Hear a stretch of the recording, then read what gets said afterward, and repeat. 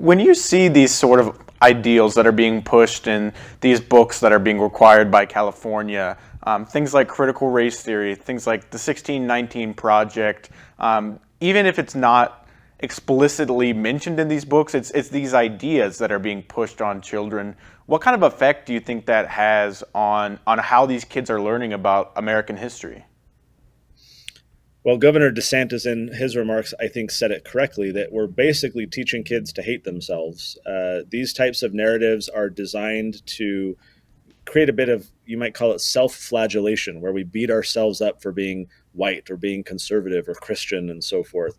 History is all about setting a narrative that helps us understand who we are today. Here's an example. I was bullied as a kid a lot in high school. I was a late bloomer, I was very short. And I could look back at my history and see myself as a victim. I could demand reparations from bullies.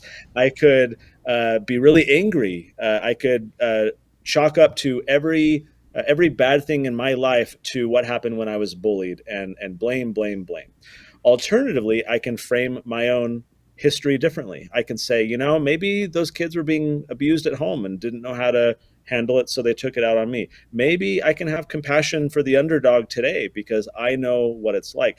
I can frame my own past with this kind of trauma and problem in a way that empowers me to be a better person today. Critical race theory, 1619 Project, and others, they're designed to get us to see ourselves as victims, see various people see themselves as victims, to see us as oppositional forces to one another, to get us to hate the heritage that created this country, rather than empowering, looking at history with all of its warts, bumps, and bruises and saying, notwithstanding its imperfections, how can we frame the past in a way that empowers us to make better decisions in our life today, to make a better world?